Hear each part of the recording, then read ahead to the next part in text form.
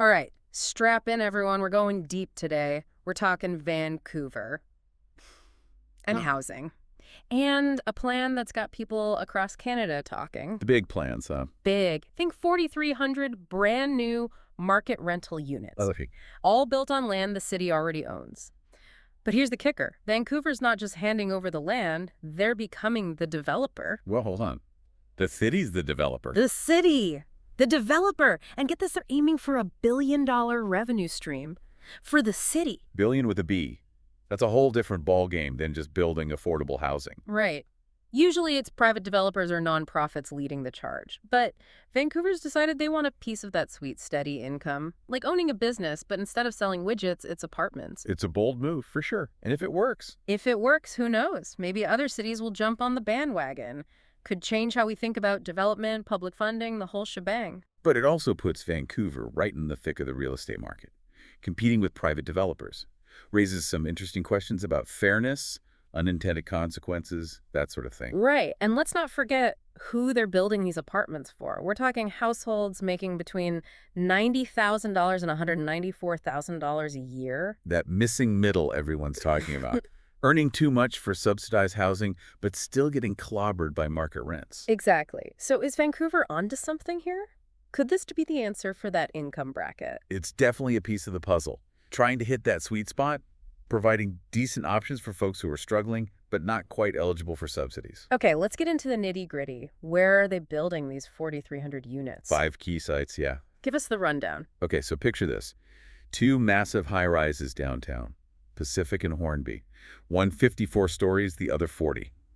Imagine that skyline. Whoa. Then there's that huge parking lot at Main and Terminal, prime real estate just waiting to be transformed. Right for the picking. Another site near the Granville Bridge, they're talking 4 towers there. And Wait, did you say the 2400 Motel on Kingsway? That iconic spot? you heard right. The 2400 Motel made the list. I'm curious to see what they do with that. What about the 5th site? Last but not least, Marpole, Granville, and 67th Avenue. So yeah, they're really spreading these developments across the city. Okay, so Vancouver's betting big on turning these developments into a $1 billion revenue stream. But how? What's the secret sauce? The not-so-secret sauce is the Vancouver Property Endowment Fund. Ah, yes. The legendary fund. This is where things get interesting. It was set up back in 1975, and right now it's sitting on, get this, $6 billion in assets. $6 billion! Okay, now I'm really intrigued. How did this fund make its money traditionally? And how does this new strategy change things? Think of it like this. They've been landlords, owning city properties, collecting rent through leases, but now they're switching gears, going from landlord to business owner, owning and running these buildings themselves. Okay, I see. And that means? That means potentially way more income, bigger, more consistent. So this is where it gets really interesting for the people of Vancouver. What's the city planning to do with all this potential cash? Think public benefit, but supersized. Usually, developers have to include some community perks in their projects. But Vancouver's flipping the script. They're using the revenue from these developments to fund a whole range of public benefits. So not just a new park bench here and there. Not even close. Imagine a city where community centers, libraries, parks, they're all getting a major facelift. Upgraded water and sewer systems, smoother public transportation, even funding for new affordable housing initiatives. We could be talking a transformation of city life. Okay, this is getting exciting, but let's talk numbers. What kind of price tag are we looking at for all of this, and what kind of return is this city hoping for? The exact figures. Still under wraps. A project this big, it takes time to crunch those numbers. But they must have some idea, right? We were talking billions earlier. Well, the deputy city manager did say the return is definitely in the billions. So yeah, big potential. Billions it is, but hold your horses. Before we start celebrating, let's remember there are hurdles ahead. What are the next steps to get this off the ground? First things first, they need to find the right development partners. Work out all the details. Then comes the big one, getting rezoning approvals for those 5 sites. And we all know how Vancouver feels about development. It's going to be interesting to see how this plays out, especially with a project of this size. Who's steering the ship? Who's in charge? That would be the Vancouver Housing Development Office. VHDO for short. The VHDO. Yep, brand new, established in 2023, specifically to handle these big, ambitious developments. So they're the ones navigating this billion-dollar ship through the choppy waters of development and community engagement. You could say that. We've covered a lot of ground already, the city's unique approach, the property endowment fund, but there's still so much to unpack, and we'll be diving deeper in just a moment. Okay, let's take a breath for a second. We're talking billions, big plans. But let's not forget, we're still early days here. These buildings aren't going to pop up overnight. No, definitely not. I mean, any project this big, you know there are going to be some bumps in the road. And let's face it, Vancouverites, they're not shy about sharing their opinions, especially when it comes to development. True. Very true. Get ready for some lively community input sessions.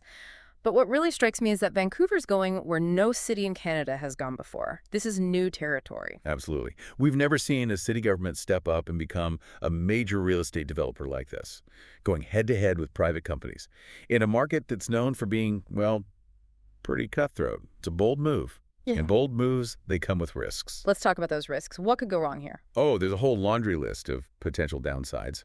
Cost overruns, for starters. Big construction projects, they're notorious for going over budget. And Vancouver, they've got a pretty complex regulatory landscape. It adds another layer of, well, let's just say complicates things.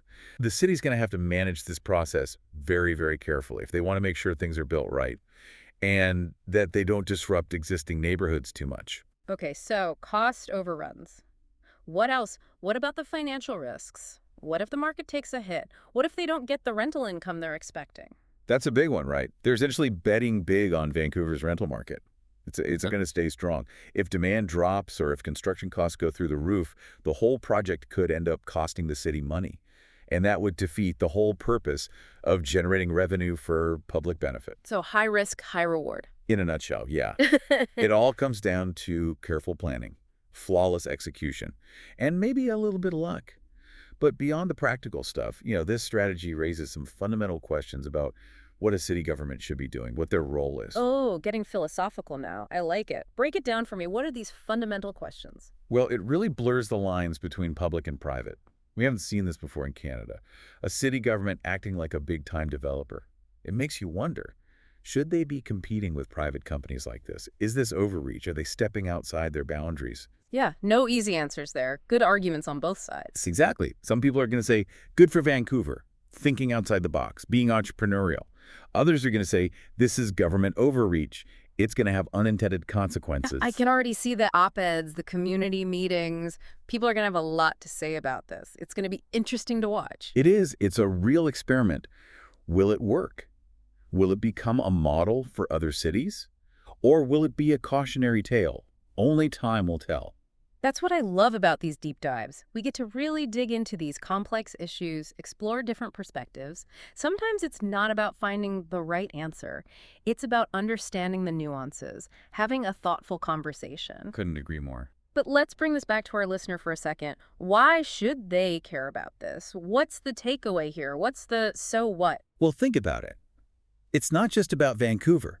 Cities around the world are facing the same challenges. Housing costs are going up everywhere. Populations are growing. Cities are under pressure to come up with solutions.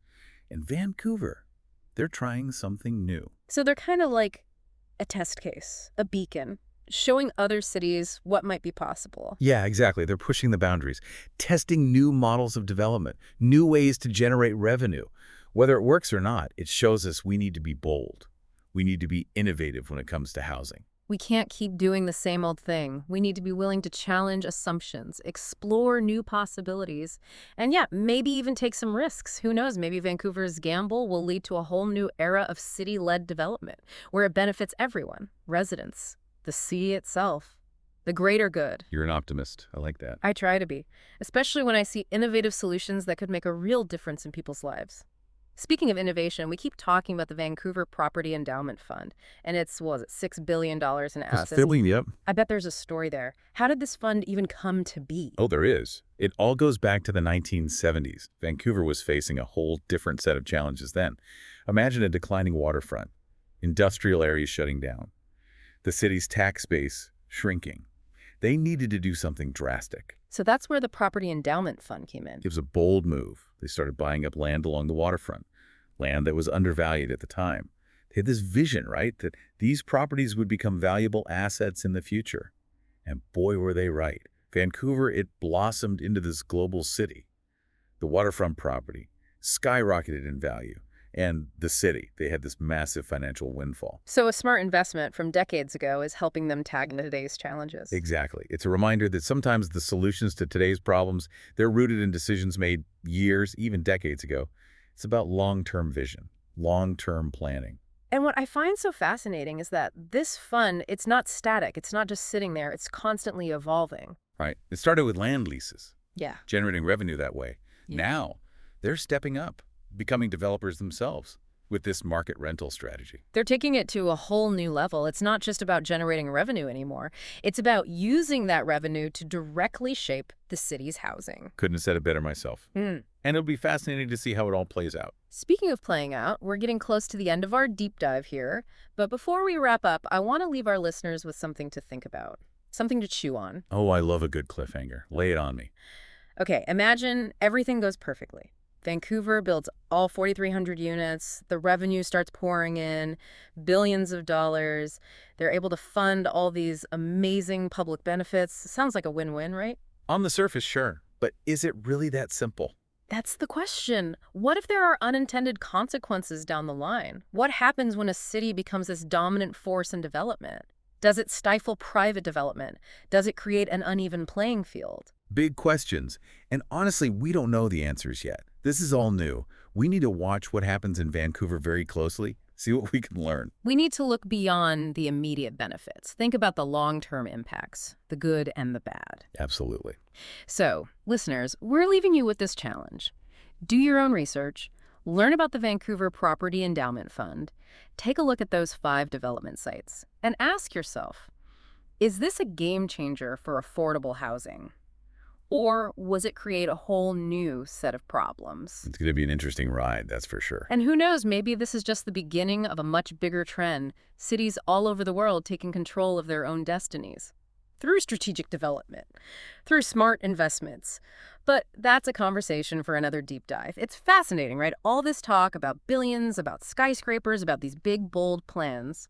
But sometimes I think it's easy to forget, that we're talking about homes for real people. Absolutely. At the end of the day, that's what it's all about, isn't it? Creating places for people to live. Exactly. So let's talk about those people for a minute. We know these market rental units, they're targeting households making between $90,000 and $194,000 a year.